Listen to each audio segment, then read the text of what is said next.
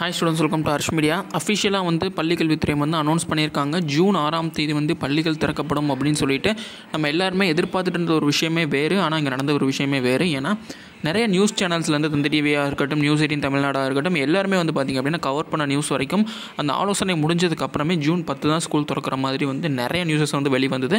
நம்ம சேனல்லுமே வீடியோஸ் வந்து June 10 school திறக்கிற மாதிரி தான் வந்து நியூஸஸ் சொல்லி அப்லோட் பண்ணியிருந்தோம். ஆனால் யாருமே எதிர்பார்க்காத விதமாக பள்ளிக்கல்வித்துறை வந்து ஜூன் 6 வந்து ஸ்கூல்ஸ் ரீஓப்பன் பண்ணுறாங்க. அதாச்சும் நாடாளுமன்ற தேர்தலில் வந்து ஜூன் 4ஆம் தேதி ரிசல்ட்ஸ் வருது. 5ஆம் தேதி ஒரு நாள் கேப் போயிட்டு 6ஆம் தேதி ஸ்கூல்ஸ் ரீஓப்பன் பண்ணுறாங்க. அப்படியே அவங்க ரீஓப்பன் பண்ணாலும் 6, 7 கிட்டத்தட்ட 2 நாள் தான் ஸ்கூல்ஸ் இருக்கும். அப்புறம் 8, 9 சாட்டர்டே சண்டே லீவ் விட்டு திரும்பவும் 10th தான் ஸ்கூல் திறக்கிற மாதிரி இருக்கும்.